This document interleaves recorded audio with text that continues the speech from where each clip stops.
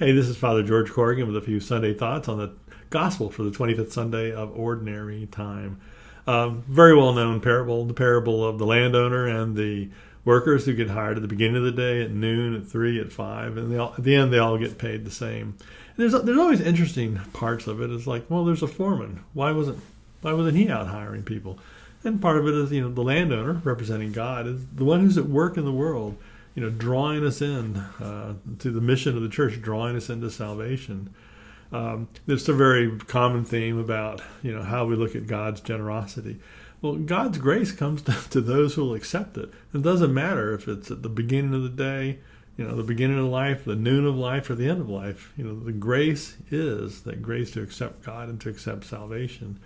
And there are, interesting part of the first reading says, our thoughts are not the same as God's thoughts. Yeah, I got that right. I have to admit, there's a part of me that said, if I'd heard about that landowner the next day, I'm showing up in the marketplace at 5, work an hour and get the whole pay. But that's not how God works. God works in ways that don't always make sense to us. Certainly in the history of humanity, it's always been kind of the firstborn that was always destined to receive the blessing and the heritage. We see that the firstborn son of the king is the one who becomes the heir, and all the other sons and daughters have to sort of make their way in the world. And that's always been the expectation, the progenitor, the firstborn, the one who will carry it on. But if you go look at biblical history, it doesn't work that way. It's in the whole story of Cain is the firstborn, but Abel is the one who is God raises up as God's favorite.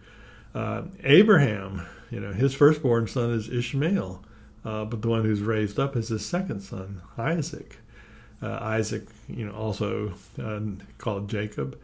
Isaac's sons, rather, Jacob and Esau. Esau is the oldest. Jacob is the one selected. And of Jacob's son, well, the favorite isn't, the oldest. The favorite is the youngest, Joseph. And that story continues to go on.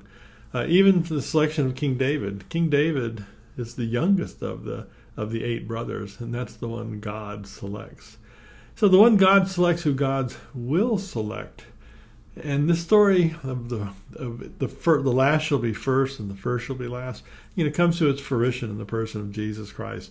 The firstborn of creation, finally, and the firstborn from the dead. Finally the one the progenitor, who is the one who finds favor with God. And so you're looking for a wagon to kind of hitch yourself to. That is the one, the person of Jesus Christ.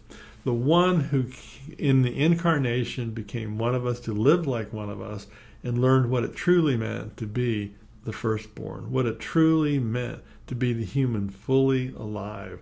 And as Irenaeus has famously said, and it is the human person fully alive that is the glory of God.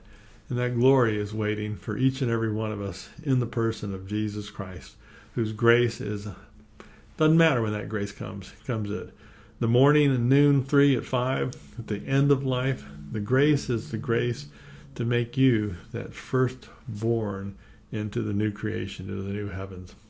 So those are a few quick thoughts on the gospel for the 25th Sunday of Ordinary Time. God bless.